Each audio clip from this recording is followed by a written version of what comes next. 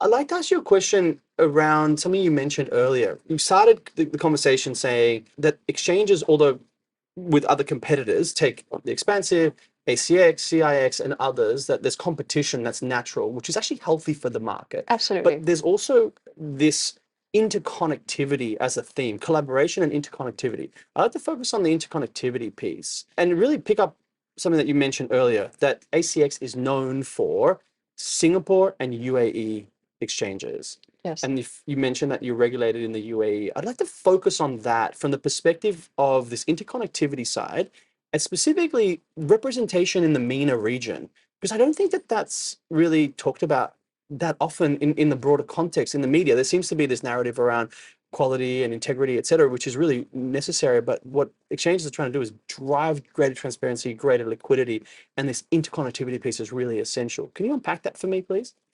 I think what's really important for the development of carbon exchanges and the scaling up of carbon markets is actually appropriate regulation around these markets. And I cannot stress that enough Mm, because it provides the safety and the security for people, project developers, countries to actually participate in the carbon markets. I think there's a lot of noise in the market currently around quality of carbon credits that's being generated, but really what's going to present a market with a real solution is a regulated exchange where all your processes have been checked, yep. where all the counterparties have gone through KYC, AML. KYC, AML, it's critical. I mean, that's the world Yeah. that we've lived in, right? Yeah, Yeah. exactly. And that's how these exchanges need to grow. Hmm. And we have a regulated exchange in the UAE. And that actually provides a lot of comfort to a lot of the financial institutions and a lot of the players that want to participate in the voluntary carbon markets, or even not in the voluntary carbon markets, in other formats of carbon markets. Sure. So So regulated Article 6 markets, compliance markets, yeah, CORSIA, for example, et yeah, cetera. absolutely. Yeah, great. So I think that's the path that a lot of countries are going to go. I think that more regulation of this industry is helpful. I mean, particularly for the exchanges. Mm, And on top of that, what's really important is also, I think, we have to recognize that a lot of these countries, especially countries which have the capacity to generate carbon credits, I think we have to recognize their desire for their own national infrastructure, that's a good their point. own national carbon exchanges to Hmm. support perhaps their own domestic markets. Yes. But at the same And their time, local ecosystems as well, yeah, if they're abundant in natural resources, for example, on the absolutely. nature-based side, that makes a lot of sense. So they need infrastructure to support their domestic market, but they also want to be able to access the international markets from both a buyer and seller perspective. And I think Interconnectivity at play. absolutely. And that's another reason why we have a blockchain-based system, because Mm, it creates the conditions, the right conditions for interconnectivity. We envision a world where people have carbon market infrastructure that supports the local requirements and the domestic requirements. mhm. But as governments prepare and get ready to be connected to international markets, they should be ready to push a button and begin to trade. And we want for that liquidity and all the supply of carbon credits, both from buy and sell side, to come together. If it can be a unified order book for the whole world, all the better. And it makes sense. I think, from my perspective, I really celebrated when ACX launched into Abu Dhabi Yes. for a specific reason, which is there's this, people call it the global north, but it's essentially North America and Europe centric view of the world. And that's where the market's essentially been most liquid, and that's where the sort of the demand quotient is being driven. But exchanges have popped up essentially New York, London, Sydney, and then Singapore. Yes. And then having now MENA region represented Yes. essentially connects the dots. It essentially creates a global market. And that's no different to other financial markets. And it really allows for a 24-hour cycle with regards to the liquidity provision.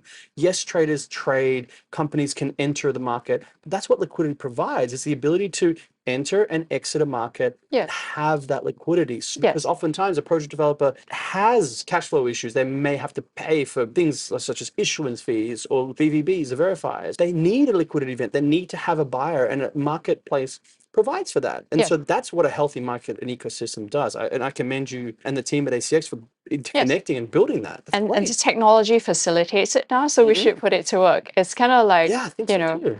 it's kind of like refrigeration. It's the technology is available, go ahead Yep. and use it. It's Right. like, I really like that approach. And so, okay, so we're talking about interconnectivity. We're talking about sort of your journey, and now we're talking about broader liquidity. Can you give me a little bit more of an APAC perspective around what's going on? We touched a little bit on the IDX side of things and what you're doing with IDX Carbon, but there's a capacity building component when you enter a new market. Am I correct in saying that effectively here in APAC, there hasn't necessarily been a legacy carbon services ecosystem? And so there's a lot of heavy lifting also done by exchanges. Can you talk Yeah. about that for a sec? So I think at ACX, what we do is we've been trying to get the message out on the carbon markets. We do a lot of training. Actually, we even train our own clients because they come to the exchange with many questions about what they should be looking at, whether they should be concerned about certain commentaries in the market, so on and so forth. And we have been trying our best to put our resources forward to help do that training, either through seminars, through participation in conferences, and occasionally even conversations with people. Yeah, conversations like this. Yeah. Yes. Yeah, but also behind closed doors and just extending a helping hand. Yes. So if I can just kind of interject here, I notice our drinks are getting low. So Yeah. Olaf's going to help us out with some drinks. I just want to congratulate you and the team.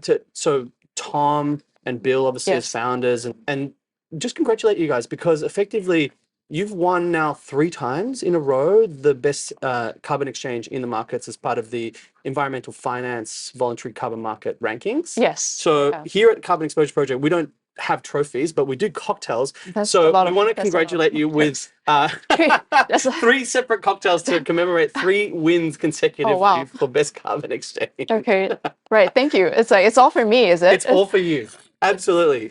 Let's celebrate. 3 cocktails in a okay. It's like okay. All right. I'll try my You best. try your best. No, that's fine. But no, look, it's a bit tongue in cheek. But obviously, again, congratulations. I think it's representative of not only the capacity building piece and the infrastructure piece in terms of what you guys are building, but also the market outreach. Like clearly, you built out a really great community that supports ACX. Do you want to talk about that? You mentioned you have hundreds of clients Across that are 32 supporting. countries, They're yeah. clearly voting in this awards. So Oh, do you want yes. to talk about that for a second? Yeah, we're very grateful to our clients and our supporters out there. I mean, it's been a journey for us. As I mentioned, we started out having no clients to building out the client list to over 189 across 32 countries. 32 But countries. Wow. yeah, and we always try our best for each of these clients, and we answer every call. In the early days, it was also a lot of education that we did on like how our exchange operates, how you can trade carbon credits. And also, ACX's platforms actually look quite different from any of the other exchanges out there. So it's also an educational process for countries, for clients, and we do our best for them. And we're very honored to have received their support for a 3rd year in a row. I mean, it was exciting the first year. Sure. I remember when we got our first award, it was such a surprise, and it was so important for us because at that point in time we were working really hard. We were wondering how this market would scale, Yeah, and it was recognition at a really valuable point. it came at a very important time for ACX because Air carbon at the time. Air carbon at that time. So it was really important for us. Important for me personally because we've been working at Air Carbon ACX for some time, and then by the time we had gotten around to 2021, it's still in the middle of a pandemic.